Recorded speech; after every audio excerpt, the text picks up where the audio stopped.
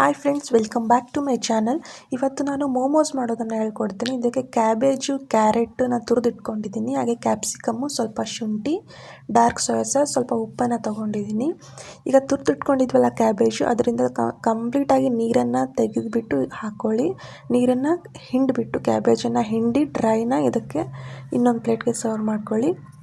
ಈ ರೀತಿ ಕ್ಯಾಬೇಜ್ ತುರಿದಿಟ್ಕೊಂಡಿರ್ತೀವಲ್ಲ ಅದನ್ನು ನೀಟಾಗಿ ಹಿಂಡ್ಕೊಳ್ಳಿ.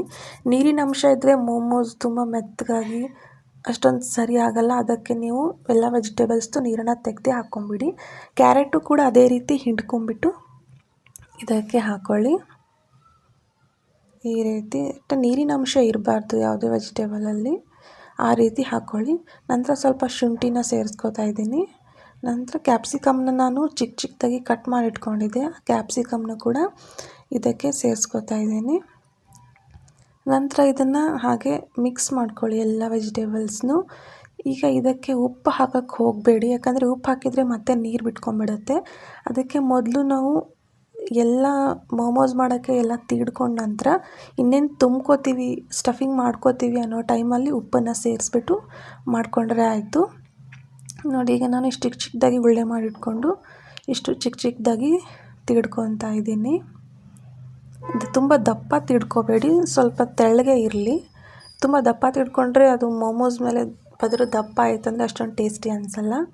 ಈಗ ಎಲ್ಲ ತೀಡಿಟ್ಕೊಂಡ್ಮೇಲೆ ನಾವೇನು ಕಲಸಿಟ್ಕೊಂಡಿದ್ವಲ್ಲ ಎಲ್ಲ ವೆಜಿಟೇಬಲ್ಸು, ಅದಕ್ಕೆ ನಾನೀಗ ಉಪ್ಪನ್ನು ಸೇರಿಸ್ತಾ ಇದ್ದೀನಿ. ಉಪ್ಪನ್ನು ಸೇರಿಸಿ ನಂತರ ಅದಕ್ಕೆ ನಾನು ಡಾರ್ಕ್ ಸೋಯಾ ಸಾಸ್ ಇರುತ್ತಲ್ಲ ಅದನ್ನು ಕೂಡ ಹಾಕೋತಾ ಇದ್ದೀನಿ. ಇದು ಆಪ್ಷನಲ್ಲು, ನೀವು ಬೇಕಿದ್ದರೆ ಸ್ಕಿಪ್ ಮಾಡ್ಕೋಬೋದು. ಇದು ಹಾಕೋದ್ರಿಂದ ಸ್ವಲ್ಪ ಫ್ಲೇವರ್ ಚೆನ್ನಾಗಿ ಬರುತ್ತೆ ಮೋಮೋಸ್ದು ಅನ್ನೋ ಕಾರಣಕ್ಕೆ ನಾನು ಇದನ್ನು ಯೂಸ್ ಮಾಡ್ತಾಯಿದ್ದೀನಿ. ಇದನ್ನು ಚೆನ್ನಾಗಿ ಮಿಕ್ಸ್ ಮಾಡ್ಕೊಳ್ಳಿ. ಈಗ ಏನು ಮಾಡಿಟ್ಕೊಂಡಿದ್ವಲ್ಲ ಚಪಾತಿದು, ಅದರಲ್ಲಿ ನಾನಿಲ್ಲಿ ಮೋಮೋಸ್ಗೆ ಮೈದಾ ಹಿಟ್ಟನ್ನ ಬಳಸ್ತಾ ಇಲ್ಲ, ಗೋಧಿ ಹಿಟ್ಟನ್ನೇ ಬಳಸ್ತಾ ಇರೋದು. ಇದನ್ನು ನಾನು ಮೊದಲೇ ಕಲಸಿಟ್ಕೊಂಡಿದ್ದೆ ಗೋಧಿ ಹಿಟ್ಟನ್ನ.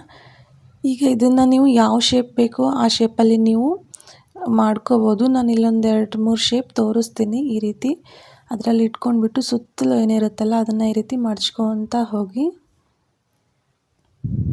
ಈ ರೀತಿ ಮಡಿಸ್ಬಿಟ್ಟು ಲಾಸ್ಟಿಗೆ ಒಂದು ಸತಿ ಪ್ರೆಸ್ ಮಾಡಿ, ಈ ರೀತಿ ಸ್ವಲ್ಪ ಪ್ರೆಸ್ ಮಾಡಿ ಈ ರೀತಿ ಮಾಡ್ಕೋಬೋದು ನೀವು. ನೋಡಿ, ಈ ರೀತಿಯಾಗಿ ಕಾಣಿಸುತ್ತೆ.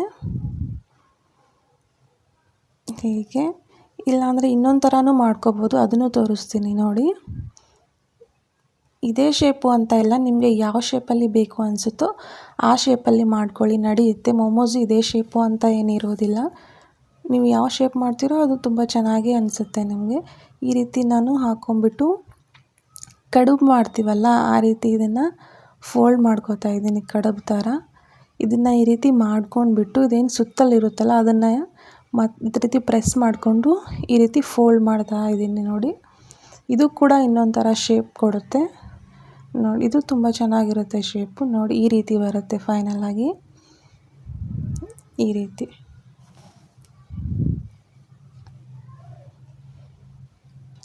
ಆದರೂ ಮಾಡ್ಕೋಬೋದು, ಈ ರೀತಿ ಆದರೂ ಮಾಡ್ಕೋಬೋದು.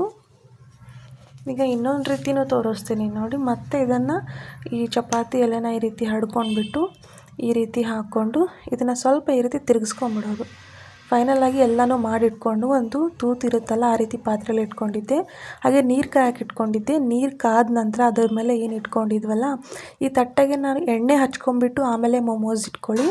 ನಂತರ ಅದರ ಮೇಲೆ ಈ ರೀತಿ ಒಂದು ಕ್ಲೋಸ್ ಮಾಡಿ ಮುಚ್ಚಿಬಿಡಿ. ಮುಚ್ಚಿ ಒಂದು 10-15 ನಿಮಿಷ ಬೇಯಿಸಿದ್ರೆ ನಮಗೆ ಮೋಮೋಸ್ ರೆಡಿ ಆಗುತ್ತೆ. Thank you for watching. ಹೀಗೆ ಸಪೋರ್ಟ್ ಮಾಡ್ತಾಯಿರಿ.